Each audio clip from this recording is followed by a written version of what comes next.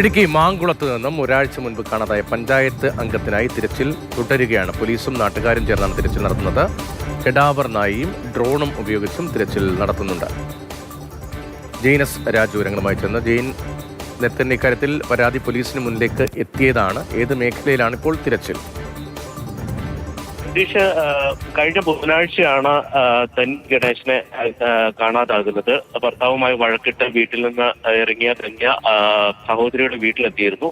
വൈകിട്ടോടുകൂടി വീട്ടിലേക്ക് മടങ്ങുകയാണ് എന്ന് പറഞ്ഞാണ് ഇവർ പോയത്. എന്നാൽ തിരികെ വീട്ടിലേക്ക് എത്തിയില്ല. 2 ദിവസത്തിന് ശേഷമാണ് ഭർത്താവ് അനീഷ് പോലീസിൽ പരാതി നൽകിയത്. അതിനുശേഷം ഇപ്പോൾ 4 ദിവസം പിന്നിടുന്നു. ഇതൊരു വനമേഖലയോട് ചേർന്ന് കിടക്കുന്ന പ്രദേശമാണ്. ആദിവാസി വിഭാഗത്തിൽപ്പെട്ട ആളാണ് ധന്യ. അപ്പോൾ ഏതെങ്കിലും രീതിയിൽ കാടിനകത്ത് കയറി പോയിട്ടുണ്ടോ എന്നതടക്കമുള്ള കാര്യങ്ങൾ പരിശോധിക്കുന്നുണ്ട്. എന്തെങ്കിലും അപകടം പറ്റിയോ എന്നുകൂടി സംശയിക്കുന്നു. ആ രീതിയിലാണ് ഇത്തരത്തിൽ ഒരു പരിശോധന നടത്തുന്നത്. പ്രദേശത്തുള്ള ആളുകളുടെയും പോലീസിന്റെയും സഹായത്തോടെയാണ് പരിശോധന. ഡ്രോൺ ഉപയോഗിക്കുന്നുണ്ട്. അതോടൊപ്പം തന്നെ കെഡാവർ നായി സ്ഥലത്തെത്തിച്ചാണ് പരിശോധന നടന്നുകൊണ്ടിരിക്കുന്നത്. തിരച്ചിലിന് കെഡാവർ നായയുടെ ഉൾപ്പെടെ സഹായം തേടിയിട്ടുണ്ട്. ഡ്രോണും ഉപയോഗിക്കുന്നുണ്ട് എന്ന വിവരമാണ് ജെയിൻ നൽകുന്നത്.